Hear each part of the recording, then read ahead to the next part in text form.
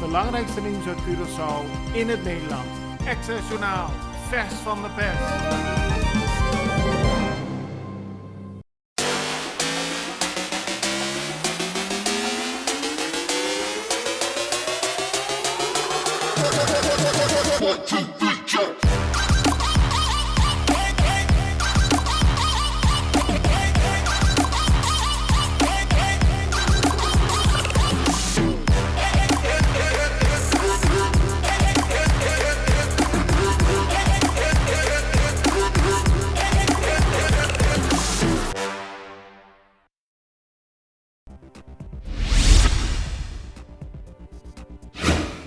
Niemand staat boven de wet, ook politieagenten niet. Dat zei de officier van Justitie gisteren tijdens de behandeling van een zaak tegen 6 agenten die onder meer worden verdacht van diefstal van geld en in beslag genomen drugs, van het vervalsen van processen verbaal en het misbruik van hun macht.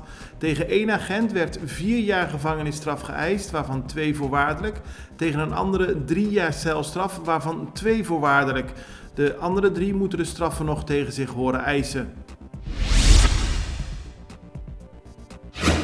Tijdens de behandeling van de zaak tegen de 6 agenten verbaasde het Openbaar Ministerie zich over het feit dat agenten zo lang binnen het korps hun eigen gang konden gaan zonder zich aan de regels te houden.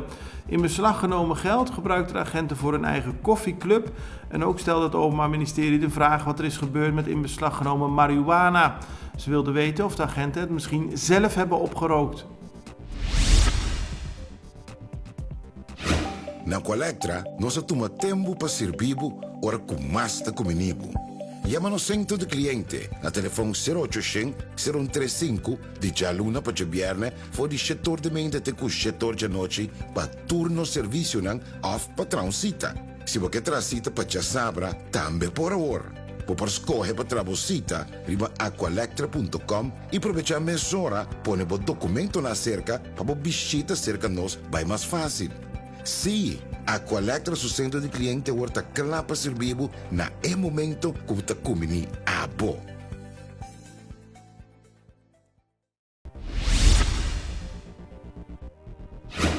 Staatssecretaris voor Koninkrijksrelaties Raymond Knops is niet tevreden over de uitvoering van het hanteren van een bovengrens voor de inkomens van topfunctionarissen op Curaçao, Aruba en Sint Maarten.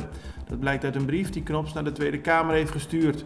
De salarissen hadden volgens Knops al lang gemaximeerd moeten zijn met een maximum van 130% van het salaris van de minister-president.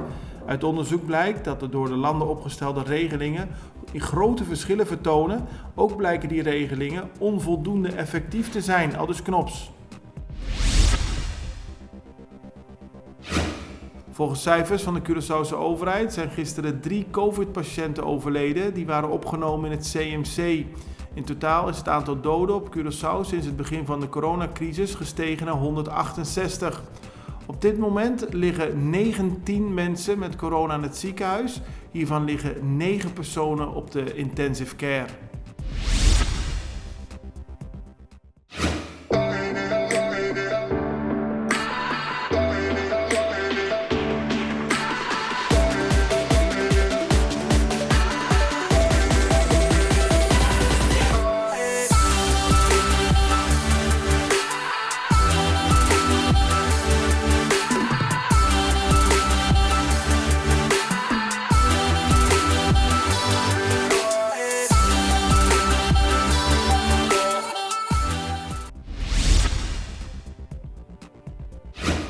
Oud-minister en huidig parlementariër voor de PAR, Sita Jezus Liitu, heeft een brief gestuurd aan minister van Financiën Javier Silvania.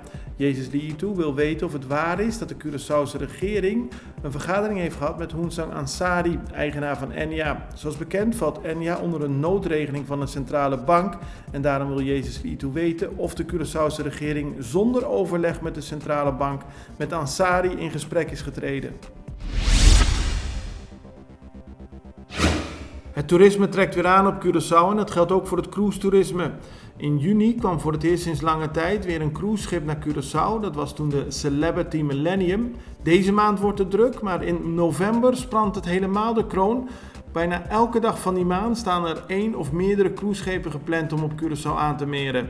Goed nieuws stelt de krant, omdat op die manier er weer meer toeristen naar Curaçao komen en dat is goed voor de economie. In Orlando, Florida vinden momenteel wereldwijd grootste bodybuilding en fitnesskampioenschappen plaats voor amateurs. Er doen 3 Curaçaoenaars mee. Jurendi Duran, Anthony Pieternella en Jimson Yanga.